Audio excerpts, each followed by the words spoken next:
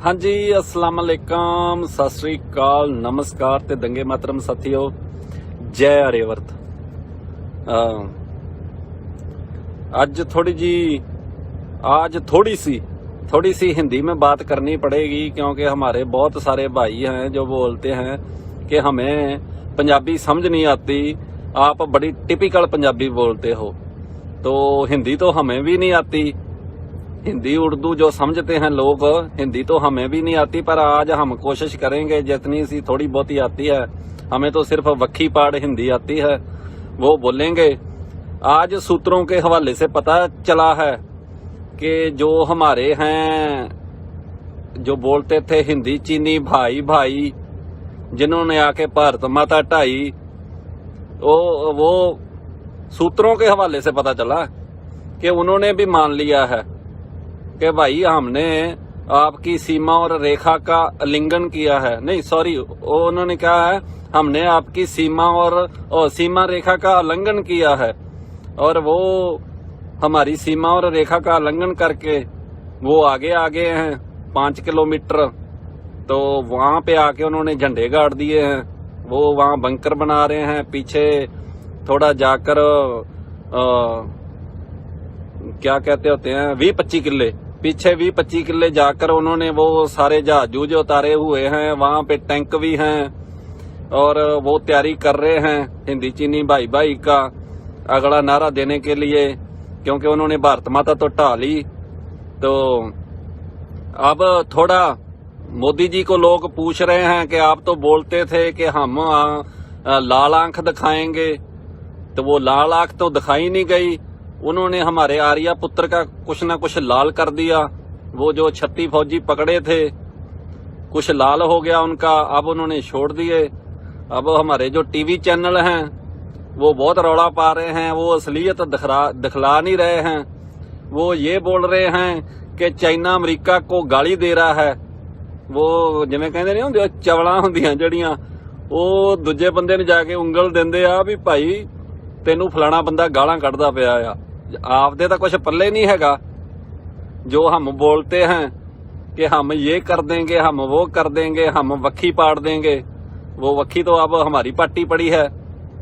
तो पर वो हुण बात नहीं बन रही, क्योंकि वो सूट नहीं कर रहा। चाइना जे मुस्लिम कंट्री हुंदा ते फिर तां बड़ा वधिया काम ਚੱਲਣਾ ਸੀ, क्योंकि एक इंटरनल दुश्मन ਤਾਂ ਅਸੀਂ ਇੱਕ ਮੁਲਕ ਦੇ ਵਿੱਚ ਵੀ ਬਣਾਉਣਾ ਆ ਨਾ। ਹੁਣ ਜਿੰਨੇ ਮੁਸਲਮਾਨ ਹੈਗੇ ਆ ਉਹਨਾਂ ਨੂੰ ਵੀ ਦੁਸ਼ਮਣ ਬਣਾਉਣਾ ਆ। ਜੇ ਇਹਦੀ ਥਾਂ ਤੇ ਪਾਕਿस्तान ਹੁੰਦਾ ਤੇ ਉਹ ਤਾਂ बड़ा सूट करना सी। अब तक तो हमने पूछे तड़ा के हैं बोलना था भी हम ये कर देंगे वो कर देंगे, पर अब वो बात नहीं बन रही। आगे से पता भी है भी छित्र पड़ेंगे, क्योंकि जो चाइना का छित्र है वो बड़ा भारी है। और वो बात ये भी है भी वो कोई आज का छित्र नहीं मार रहा। उन्होंने तो ऑलमोस्ट जिन्ना पहाड़ी एरिया सी सारा ही उन्होंने ढा लिया, वो तो लेह तक आ गए। अब कुछ बोलने को नहीं है। आर्या पुत्र जो हैं वो जैसे ये हमारे हैं आरएसएस के चित पावन ब्राह्मण, इनको बोलते हैं क्या है इनका नाम, आरएसएस चीफ मोहन भागवत जी। मोहन भागवत जी बोलते हैं कि हम तो 6 घंटे में फौज से पहले तैयारी कर लेंगे, भी फौज को तो टाइम लगता है। अब बात तो ये है कि अब आरएसएस वालों को वहां पे भेजना चाहिए। अगर देश की रक्षा करनी है, सीमा और रेखा की रक्षा करनी है, तो इन आरएसएस वालों को ही वहां पे भेजना चाहिए। ते फिर ये हुण ओ जिन्ने चैनल हुण ये विखाउंदे पए आ भी ਪਹਿਲਾਂ ਤਾਂ ਇਹਨਾਂ ਨੇ 2 ਮਹੀਨਿਆਂ ਤੋਂ ਪਹਿਲਾਂ ਇਹ ਵਿਖਾਇਆ ਵੀ ਵਰਲਡ ਵਾਰ ਹੋਣ ਵਾਲੀ ਆ, ਫਿਰ ਇਰਾਨ ਨਾਲ ਵਾਰ ਹੋਣ ਵਾਲੀ ਆ। ਹੁਣ ਆਪ ਵਿੱਚੋਂ ਨਿਕਲਦੇ ਪਏ ਆ, ਤੇ ਹੁਣ ਚੈਨਲ ਸਾਰੇ ਵੱਡੇ ਜਿਹੜੇ ਆ ਆਜ ਤੱਕ, ਟੀਵੀ 9, ਉਹ ਇਹ ਵਿਖਾਉਂਦੇ ਪਏ ਆ ਵੀ ਅਮਰੀਕਾ ਤੇ ਚਾਈਨਾ ਦੀ ਜੰਗ ਹੋਣ ਵਾਲੀ ਆ। ਗੱਲ ਇਹ ਆ ਵੀ ਮੋਹਨ ਭਾਗਵਤ ਜੀ ਇਹ ਐਵੇਂ ਖੜਾ ਨਹੀਂ ਛੁੱਟਣਾ। ਇਹ ਨਹੀਂ ਵੀ ਹਾਂ ਜਦੋਂ ਢੁੱਡ ਮਾਰਨੀ ਆ ਤੇ ਅਸੀਂ ਸਾਹਣ ਆ, ਤੇ ਜਦੋਂ ਪਿੱਛੋਂ ਡਾਂਗ ਪੈਣੀ ਆ ਤੇ ਉਦੋਂ ਕਹਿਣਾ ਵੀ ਅਸੀਂ ਗਊ ਦੇ ਜਾਏ ਆ। ਇਹ ਨਹੀਂ ਗੱਲ ਬਣਨੀ। ਗਵਾਂਢੀ ਅਸੀਂ ਆ ਚਾਈਨਾ ਦੇ। ਜੇ ਹੁਣ ਅਸੀਂ ਅਮਰੀਕਾ ਦੀ ਸ਼ਹਿ ਤੇ ਮੁੱਛਾਂ ਮਨਾਉਣੀਆਂ ਆ ਨਾ, ਤੇ ਸੇਕ ਵੀ ਸਾਨੂੰ ਲੱਗਣਾ ਆ। ਜੰਗ ਯਹਾਂ ਪੇ ਹੀ ਹੋਗੀ। ਚਾਈਨਾ ਅਮਰੀਕਾ ਕੀ ਨਹੀਂ ਹੋਗੀ। ਇਹ ਤੁਸੀਂ ਹੁਣ ਜਾਣ ਨਾ ਛਡਾਓ ਤੇ ਲੋਕਾਂ ਤੋਂ ਲੁਕਾਓ ਨਾ, ਵੀ ਲੋਕਾਂ ਤੋਂ ਤੁਸੀਂ ਲੁਕਾਉਣੇ ਪਏ ਆ ਵੀ ਭਾਈ ਇਹ ਚਾਈਨਾ ਅਮਰੀਕਾ ਦਾ ਮਸਲਾ ਆ। ਚਾਈਨਾ ਅਮਰੀਕਾ ਦਾ ਮਸਲਾ ਨਹੀਂ, ਉਹ ਜਿਵੇਂ ਕਹਿੰਦੇ ਹੁੰਦੇ ਆ ਵੀ ਸਾਈਂ ਚੜੀ ਤੁਹਾਡੀ ਹਿੱਕ ਤੇ ਪਏ ਆ। ਮੈਨੂੰ ਤਾਂ ਕਈ ਵਾਰੀ ਗੁੱਸਾ ਵੀ ਆਉਂਦਾ ਆ ਮਨ ਦੇ ਵਿੱਚ ਵੀ ਇਹ ਤਿੱਬਤ ਵਾਲਾ ਏਰੀਆ ਕਿਤੇ ਸਾਡੇ ਪੰਜਾਬੀਆਂ ਨੇ ਇਹ ਸਾਰਾ ਮੱਲਿਆ ਸੀ ਤੇ ਅੱਜ ਇਹ ਜਿਵੇਂ ਕਹਿੰਦੇ ਹੁੰਦੇ ਬਾਹਮਣ ਚੱਡਿਆਂ 'ਚ ਪੂਛ ਲੈ ਕੇ ਤੇ ਦਿੰਦੇ ਪਏ ਆ। ਤੇ ਪਰ ਹੁਣ ਕਰੀਏ ਕੀ, ਹੱਥ ਵਸ ਇਹਨਾਂ ਦੇ ਆ ਸਾਰਾ ਕੁਝ। ਇਹ ਤਾਂ ਸਾਰਾ ਕੁਝ ਬਦਲਣ ਨੂੰ ਫਿਰਦੇ ਆ। RSS ਵਾਲੇ ਤਾਂ ਸਾਰੀ ਹਿਸਟਰੀ ਬਦਲਣ ਨੂੰ ਫਿਰਦੇ ਆ। ਇਹਨਾਂ ਨੂੰ ਐਂ ਲੱਗਦਾ ਆ ਵੀ ਕੋਈ ਚੱਕਰ ਹੀ ਨਹੀਂ ਹੈਗਾ ਵੀ ਜੇ ਅੱਜ ਅਸੀਂ ਹਾਰ ਵੀ ਜਾਵਾਂਗੇ ਤੇ ਕੱਲ ਨੂੰ ਲਿਖ ਦੇਣਾ ਆ ਵੀ ਮੋਦੀ ਤਾਂ ਬੜਾ ਮਹਾਂਬਲੀ ਸੀ, ਸ਼ਕਤੀਵਾਨ ਸੀ। ਐਵੇਂ ਕੰਮ ਸੂਤ ਨਹੀਂ ਆਉਣਾ। ਇਹ ਹਿਸਟਰੀ ਚੇਂਜ ਕਰਿਆ ਕੰਮ ਸੂਤ ਨਹੀਂ ਆਉਣਾ। ਹਿਸਟਰੀ ਬਣਾਉਣੀ ਪੈਂਦੀ ਆ। ਹਿਸਟਰੀ ਲਿਖਣ ਨਾਲ ਨਹੀਂ ਹਿਸਟਰੀ ਬਣਦੀ। ਪਰ ਇਹਨਾਂ ਦਾ ਇਰਾਦਾ ਹੁਣ ਇਹ ਆ ਵੀ ਕੋਈ ਗੱਲ ਨਹੀਂ, ਵੀ ਜਿਵੇਂ ਅਸੀਂ ਆਪਦੇ ਹਾਰੇ ਹੋਏ ਰਾਜਿਆਂ ਨੂੰ ਜੇਤੂ ਜਰਨੈਲ ਬਣਾਉਣੇ ਪਏ ਆ ਨਾ, ਤੇ ਵੀ ਕੋਈ ਫਰਕ ਨਹੀਂ ਪੈਂਦਾ ਪਿਆ। ਜਿਵੇਂ ਸਿੱਖਾਂ ਨੂੰ ਵੀ ਕੋਈ ਫਰਕ ਨਹੀਂ ਪੈਂਦਾ ਪਿਆ ਵੀ ਉਹਨਾਂ ਦੀ ਵੀ ਹਿਸਟਰੀ RSS ਸ਼੍ਰੋਮਣੀ ਗੁਰਦੁਆਰਾ ਪ੍ਰਬੰਧਕ ਕਮੇਟੀ ਦੇ ਥਰੂ ਉਹਨਾਂ ਦੀ ਵੀ ਚੇਂਜ ਕਰਦੀ ਪਈ ਆ। ਸਿੱਖਾਂ ਨੂੰ ਤਾਂ ਇੰਨਾ ਫਰਕ ਨਹੀਂ ਪੈਂਦਾ ਪਿਆ ਵੀ ਉਹਨਾਂ ਦੇ ਗੁਰੂਆਂ ਦੀ ਹਿਸਟਰੀ, ਉਹਨਾਂ ਦੇ ਗੁਰੂਆਂ ਨੂੰ ਚੋਰ, ਡਾਕੂ, ਬਲਾਤਕਾਰ ਇਹ ਉਹ ਲਿਖਦੇ ਪਏ ਆ। ਕੋਈ ਫਰਕ ਨਹੀਂ ਪੈਂਦਾ ਪਿਆ। ਪਰ ਇਹ ਹਿਸਟਰੀ ਚਾਈਨਾ ਵਾਲੇ ਜਿਹੜੇ ਆ ਨਾ, ਉਹ ਕਾਮਰੇਡ ਆ, ਉਹ ਤੁਹਾਡੇ ਵਰਗੇ ਨਹੀਂ ਹੈਗੇ। ਉਹ ਜਿਵੇਂ ਕਹਿੰਦੇ ਹੁੰਦੇ ਵੀ ਅਗਲਾ ਸਿਰਾ ਵਿਖਾ ਕੇ ਹਟਣਗੇ। ਤੇ अब ਹੁਣ बात तो ये है, वो 5 किलोमीटर अंदर आ गए हैं, तो इससे आगे होगा क्या कि हम गऊ के जाए हैं। हमारा खड़ा छोड़िए, जितना आपने ले लिया। इसके बाद लाइन ऑफ एक्चुअल कंट्रोल, अब वहां पे लाइन ऑफ एक्चुअल कंट्रोल बन जाएगी। तो आगे एक साल के बाद क्या, अभी दो तीन दिन बाद ही ये हो जाना है। अभी लॉकडाउन खुलने वाला है। हमारे अजय देवगन जी जो हैं वो वेले बैठे हुए हैं, वो फिर इसके बाद फिल्म बनाएंगे चाइना वालों घुस के मारेंगे। फिर वो जो फिल्म बनाएंगे ना चाइना वालों के लिए, बोली तो भावें उनको समझ आए या ना आए, पर फिल्म में एक्शन पूरा होगा ब्रूस ली वाला। वो बोल रहे हैं कि हम 5 किलोमीटर अंदर आए हैं, हमारी जो फिल्म होगी हम फिल्म में 20 किलोमीटर अंदर जाएंगे।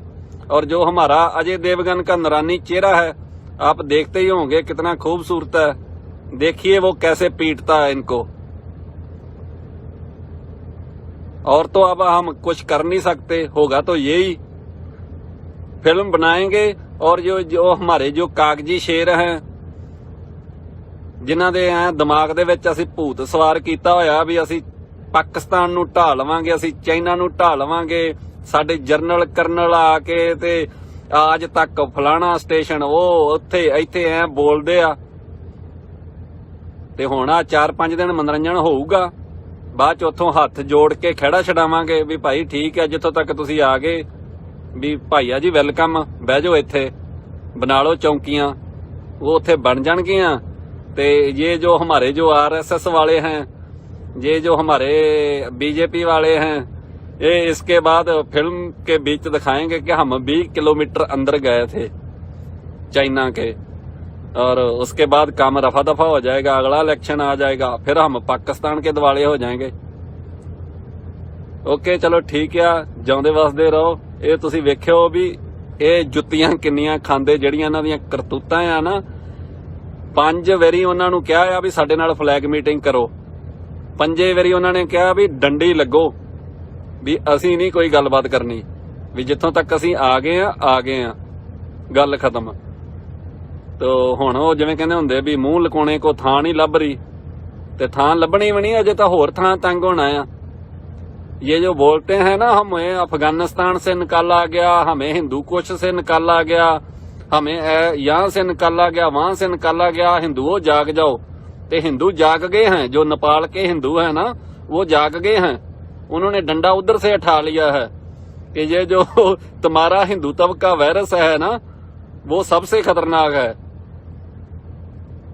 ਤੇ ਚਲੋ ਠੀਕ ਆ, ਓਕੇ ਜੀ, ਜਿਉਂਦੇ ਵਸਦੇ ਰਹੋ, ਰੱਬ ਰੱਖਾ। ਅੱਗੇ ਆਉਣ ਵਾਲੇ ਦਿਨਾਂ 'ਚ ਵੇਖੋ ਹੁੰਦਾ ਕੀ, ਜਾਣੀ ਕਿ ਜੁੱਤੀਆਂ ਖਾਣ ਦੀਆਂ ਪੂਰੀਆਂ ਪਲੈਨਿੰਗਾਂ ਆ।